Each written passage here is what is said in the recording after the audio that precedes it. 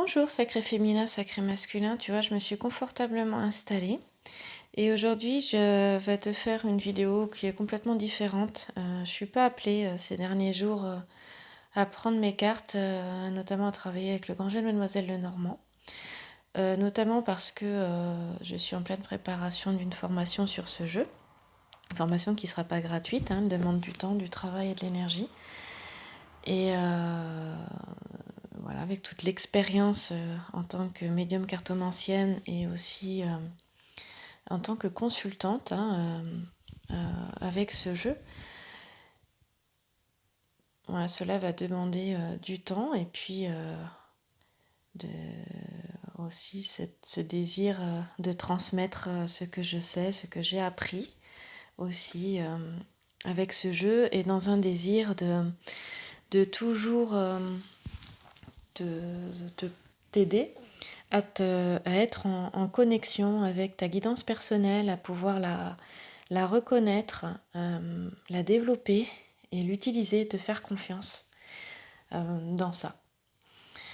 Donc aujourd'hui, je voulais te lire des passages. Donc tu peux passer cette vidéo si tu ne souhaites pas entendre quelques lignes de ce livre que j'aime beaucoup, qui est connu maintenant, hein, Les âmes jumelles. Voilà, d'Estelle Maillard, Un amour divin, un processus spirituel. Il y a notamment une histoire qui m'a profondément touchée et que j'aimerais te raconter. Donc voilà, on va la lire ensemble. Hop là. Tu vois, j'utilise jusqu'à mes cartes en tant que marque-page parfois quand j'ai pas autre chose. Voilà. Et je vais utiliser un autre jeu de cartes pour pouvoir avoir un beau support. Alors on va commencer par, je pense que cette vidéo n'est pas vraiment à regarder mais plutôt à écouter. Je voudrais commencer par une histoire, hein, d'abord. Et c'est l'histoire de Mélanie. Cette histoire est vraiment magnifique. Alors allons-y ensemble. L'histoire de Mélanie, l'ouverture est une dimension plus vaste. Cette rencontre a eu lieu sur un plan humain. Les personnes ont vécu une histoire d'amour et Mélanie n'a pris véritablement conscience du lien spécifique qui l'unissait à son bien-aimé qu'après sa mort. Elle en avait eu quelques intuitions pendant leur relation, mais elle était tellement subjuguée par l'amour ressenti qu'elle n'y a pas particulièrement prêté attention. Après sa mort, elle s'est ouverte au monde de l'invisible. Donc après la mort de son ami, de son bien-aimé. Nous voyons encore une fois ici que c'est de la séparation que naît l'ouverture à une autre dimension. Nous allons comprendre comment. J'ai rencontré Mélanie dans un stage sur la transmission en énergie vibratoire. Mélanie a rencontré son âme jumelle, Hubert, à 16 ans, dans une boîte de nuit. Elle me raconte. J'ai senti une présence, j'ai eu une impression électrique. J'étais subjuguée, un peu comme si j'étais sous hypnose.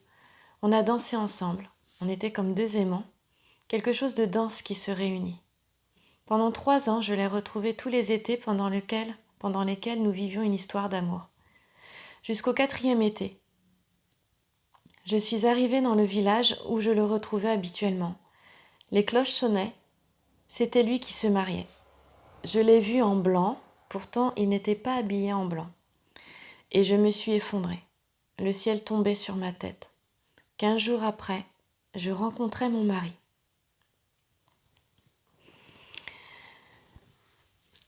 Pendant 30 ans, elle dit faire sa vie convenablement. Elle se marie, fait des enfants, mais dans sa tête, elle savait qu'elle le retrouverait. J'y pensais très souvent. Il était dans ma tête. J'ai toujours gardé sa photo cachée chez moi. À chaque fois que je partais en vacances, je le cherchais. Je me disais qu'il était peut-être dans le lieu où j'allais. Un jour, j'étais à Caracas en transit et je me suis dit que j'allais le voir.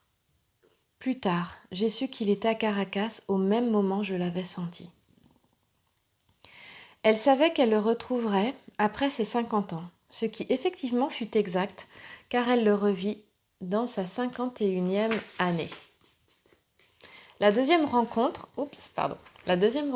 a donc lieu 30 ans plus tard. Elle revoit des amis d'enfance et dit à une de ses amies « Le plus beau cadeau que tu puisses me faire, c'est de me retrouver Hubert. » Un mois après, elle avait son numéro de téléphone. Je l'ai appelé d'une cabine téléphonique et en entendant sa voix, je l'avais retrouvé. Je criais dans la voiture, j'avais l'impression de revivre. J'étais folle de bonheur. Quand je l'ai revu, c'était comme avant. Pourtant, il avait énormément grossi. Et je n'aimais pas les gros. Mais l'apparence ne changeait rien du tout. C'était au-delà de ça. J'avais le sentiment que l'univers tout entier se mettait en place pour faciliter la rencontre. Pour la première fois de ma vie, j'avais l'impression d'être une femme, de pouvoir être moi. Je pouvais être. J'avais envie de le clamer partout, étonnée que ce soit réciproque.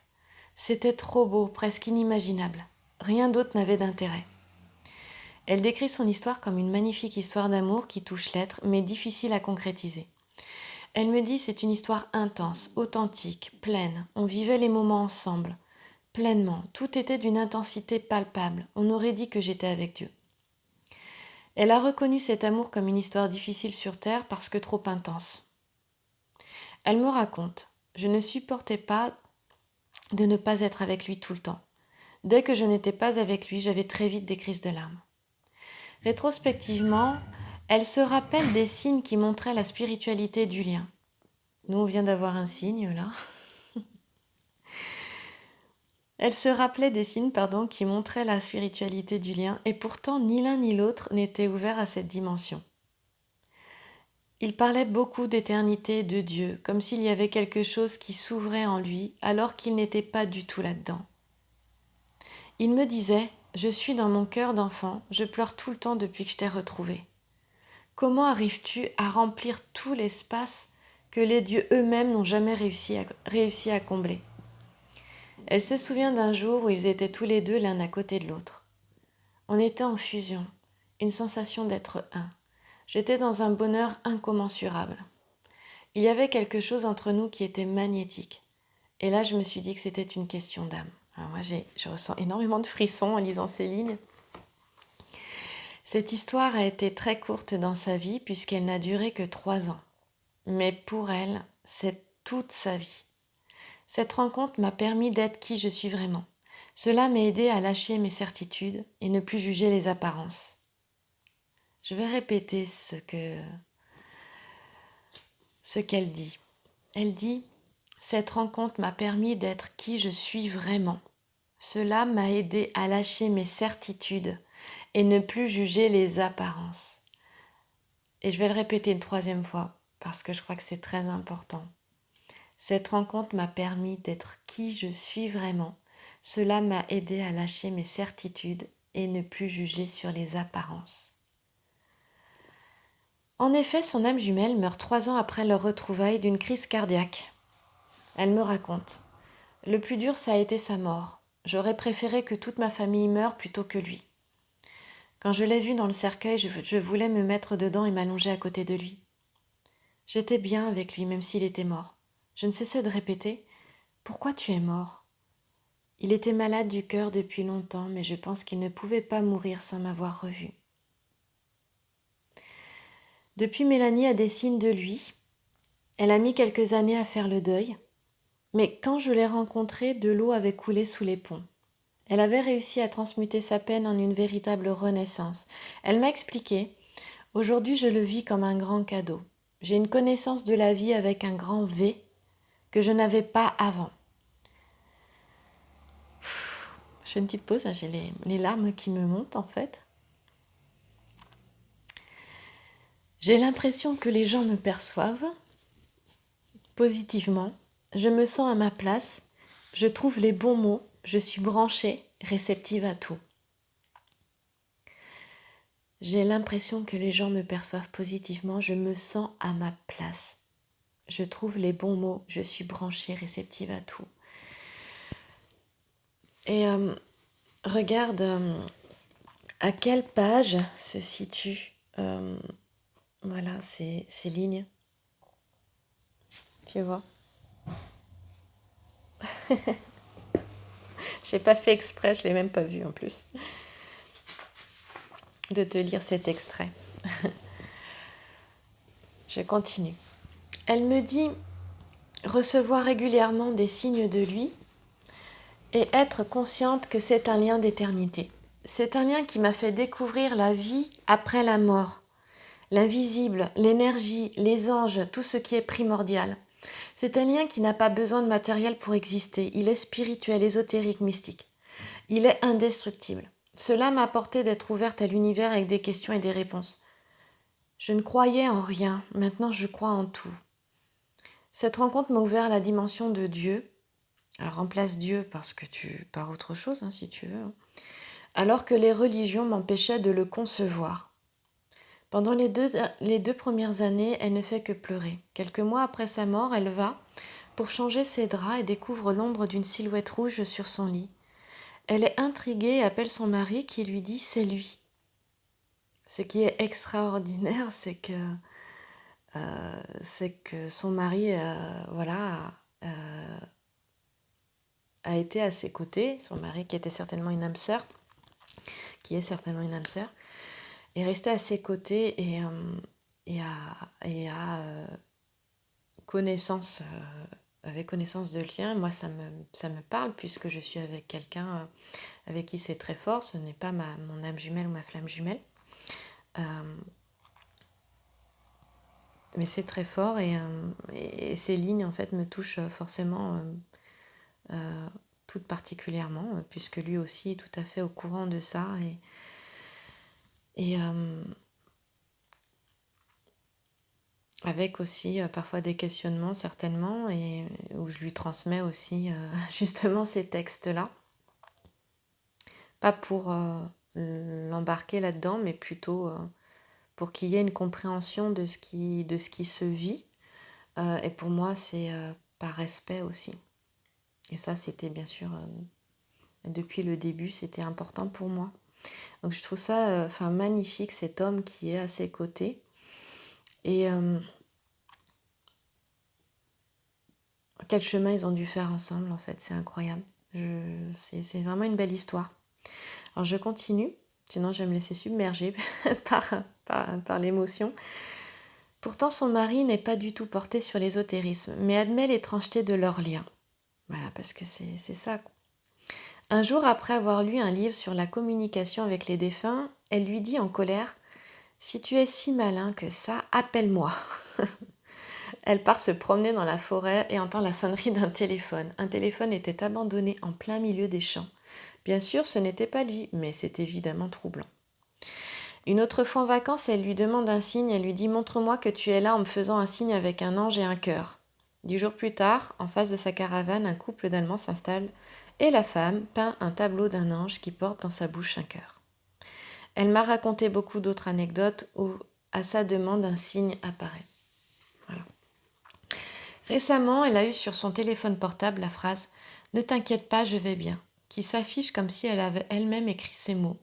Je les ai vus écrits. Elle m'a certifié qu'elle n'avait jamais écrit cette formule.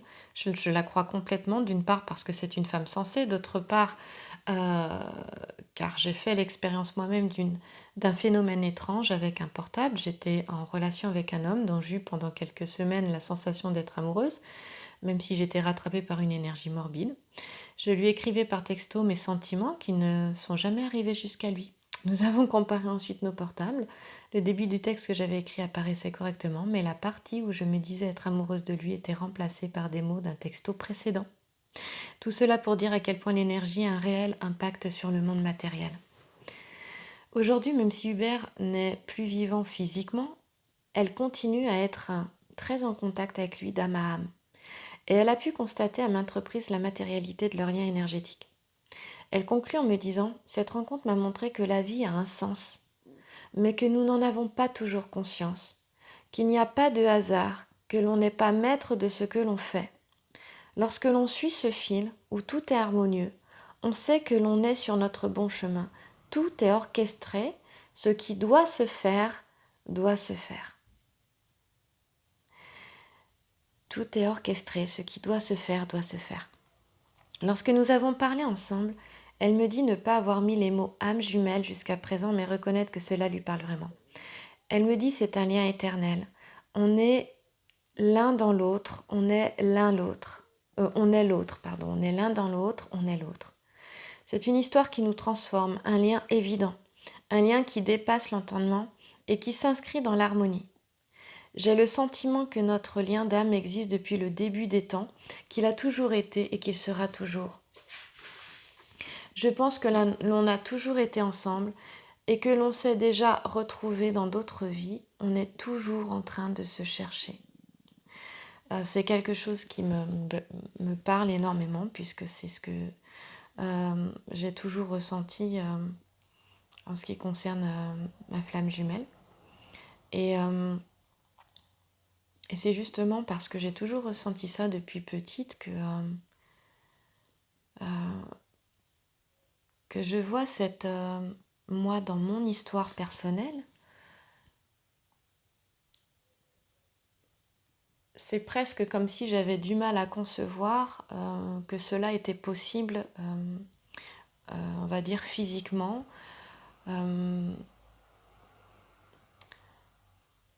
Voilà. C'est-à-dire que j'ai toujours ressenti ce lien d'âme à âme.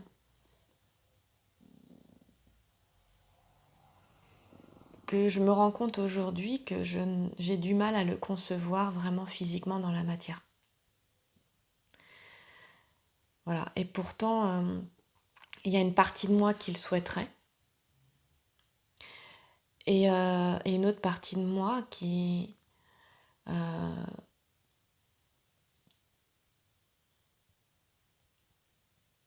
je ne sais pas comment dire, c'est-à-dire c'est comme si j'avais peur que tout ça se termine puisque je le vis depuis que je suis petite, depuis que j'ai à peu près 7 ans et demi. Et il faut savoir que lui est né quand j'avais 7 ans et demi. Et c'est comme si le fait de le vivre, je m'en suis rendu compte il n'y a pas longtemps, hein, c'est-à-dire qu'au départ c'était carrément inconscient, hein, et plus on avance, plus ce qu'il y a dans l'inconscient remonte. C'est comme si j'allais tout gâcher et être coupée de ce que je vis depuis que je suis enfant, de cet amour que je ressens depuis que je suis enfant, en vivant physiquement cet amour. Alors on s'est vu, hein, on s'est vu peu, mais on s'est bien vu physiquement. On a bien eu une relation physique ensemble, plusieurs même, mais tout a été, ben voilà, de par son choix de vie à lui, et certainement par le fait que moi j'étais pas prête non plus, les choses n'ont pas pu se faire. Et aussi parce qu'il y a une différence d'âge, parce que j'ai un enfant, parce qu'il y a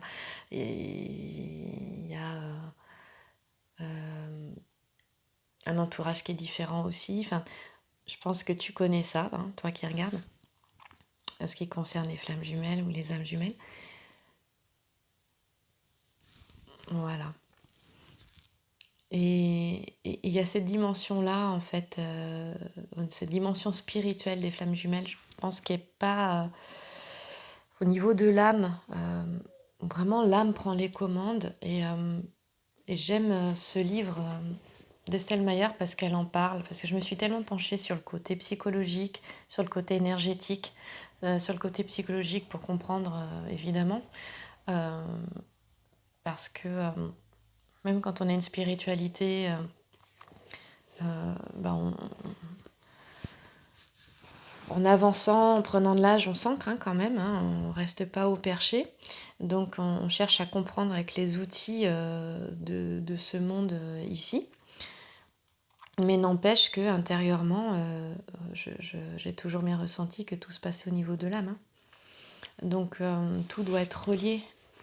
Ça ne peut pas être mis à part. Et il y a cette notion du fait que vraiment ce qui a été décidé par l'âme sera.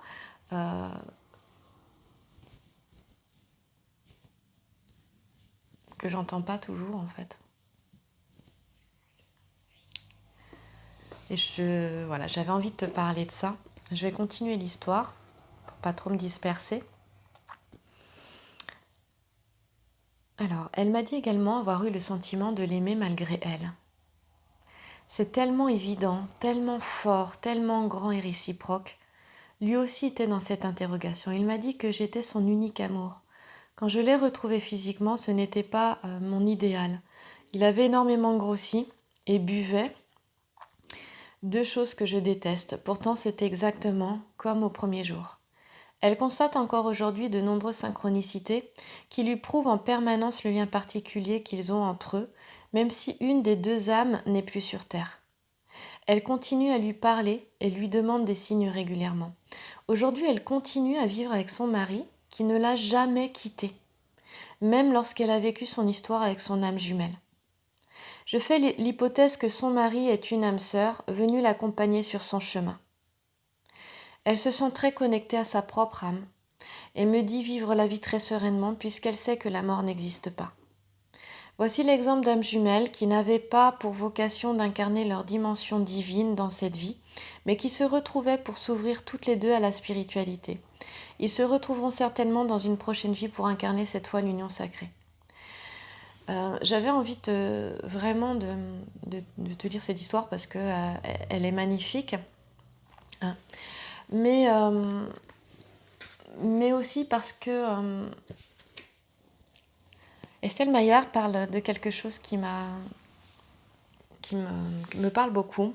Elle parle justement quand il y a une flamme jumelle qui est incarnée. Alors, elle emploie les deux termes, hein. Je me suis rendu compte qu'elle employait le terme d'âme jumelle et le terme de flamme jumelle. Et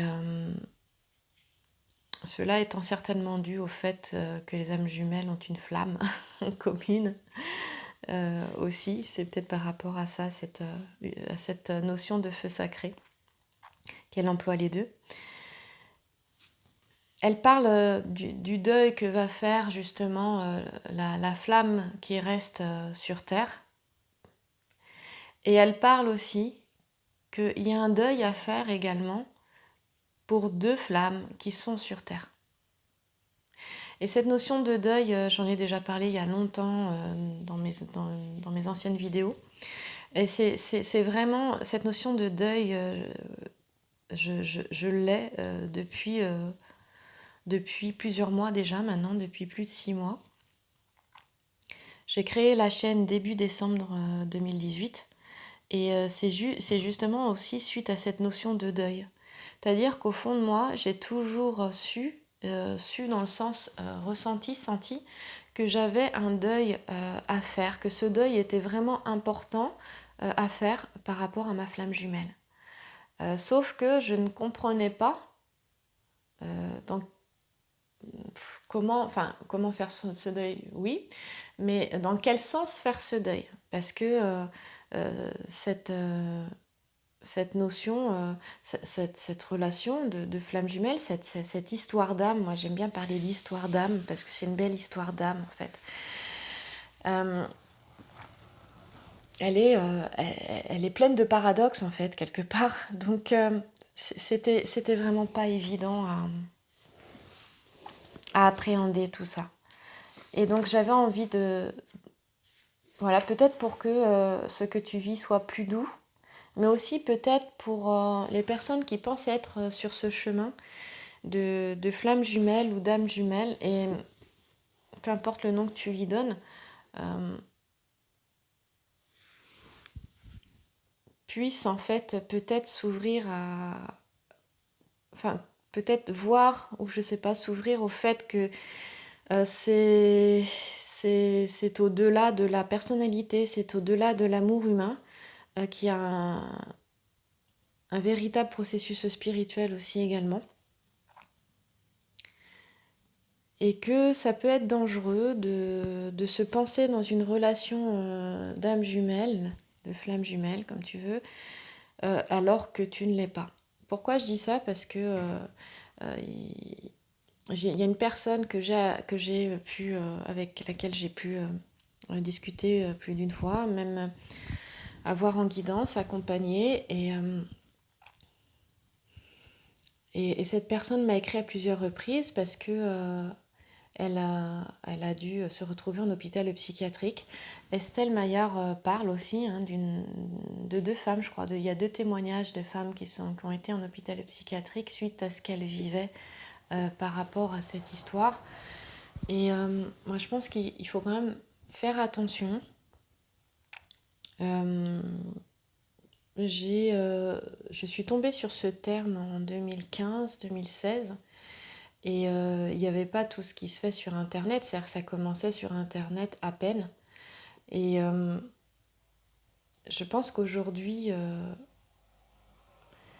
c'est comme si ça devenait peut-être une mode. Alors plus sur Internet, je pense pas que vraiment autour de soi, on en entend beaucoup, beaucoup parler, on va dire, dans la vie physique. Mais n'empêche qu'il faudrait, voilà, faut faire attention aux termes. Parce que à chaque fois, plus on parle de quelque chose et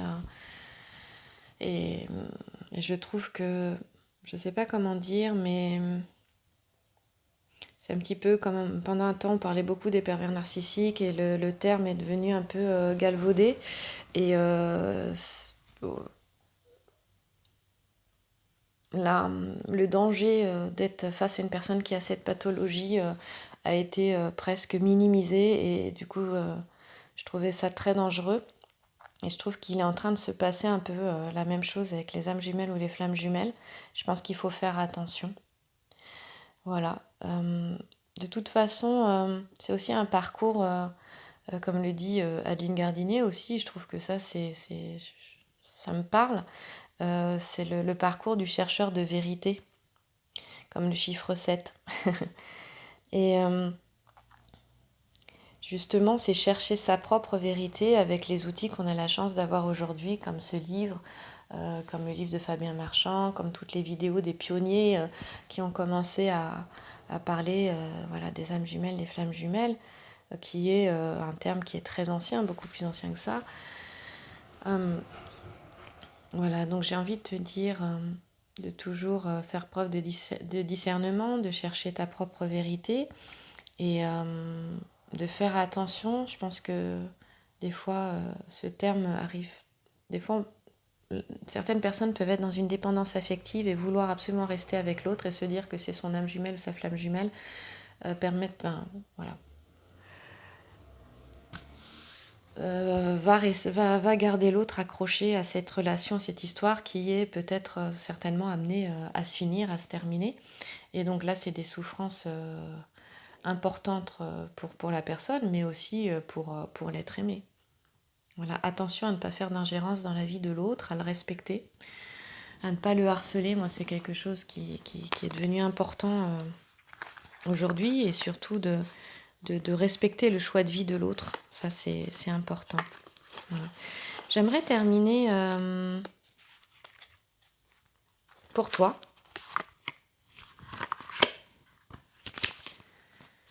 On va tirer Algariel. Voilà, quelles sont les énergies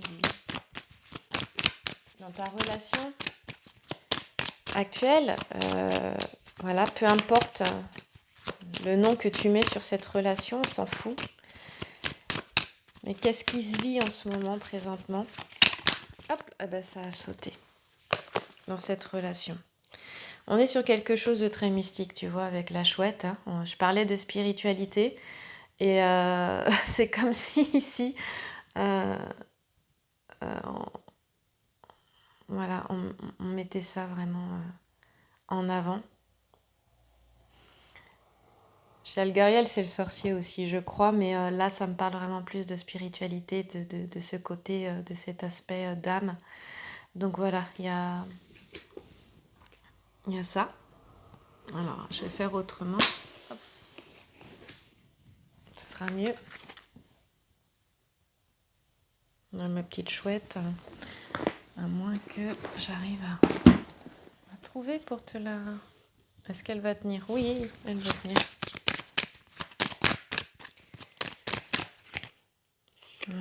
Bon, ça me raconte une histoire là. Ici, je pense que je dois être face à des personnes qui sont quand même... évidemment, quand on regarde les vidéos, on est plus ou moins en souffrance parce que Quand on l'est moins, quand on a accepté plus ce qu'on vit, d'abord on regarde moins de vidéos. Voire plus du tout même. Voilà. Ce que ça me dit ici, c'est que voilà, si ça a été compliqué, si tu as vécu des choses qui ont été difficiles là, avec l'accident, hein, on parle d'une perte ici. Hein. C'est-à-dire que j'ai certaines personnes qui se retrouvent certainement, qui ressentent très fortement la perte de l'autre ici. Mais on te dit qu'il y a un nouveau commencement là. Il y a quelque chose, il y a l'abondance, la prospérité qui arrive derrière. D'accord ? C'est comme si, là, ce que je ressens, on avait épuré une ancienne vie, là, une ancienne vie, oui, de médium, de sorcier, de choses vraiment difficiles. Et on passe, regarde comme, il y a le soleil ici, il y a le soleil et il y a les blés dorés. On passe vraiment à autre chose, là. C'est vraiment derrière ça. Voilà. Et une épuration d'un passé antérieur, là. Des choses difficiles ici. Ça nous parlait, la chouette, c'est tout ce qui est dans l'ombre aussi. Mais aussi, la chouette, elle observe aussi, elle est dans l'observation. Hein.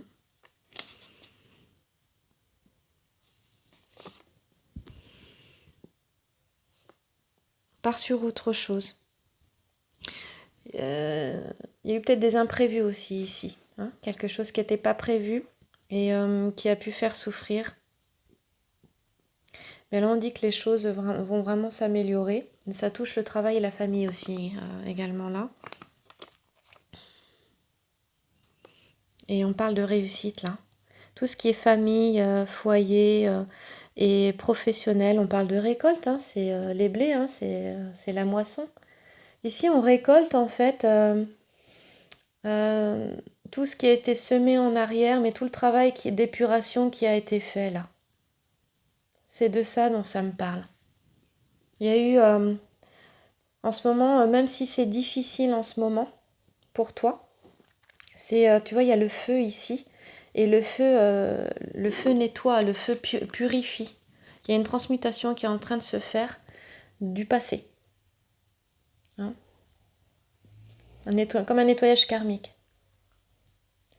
Et ici, on te parle de réussite, de récolte.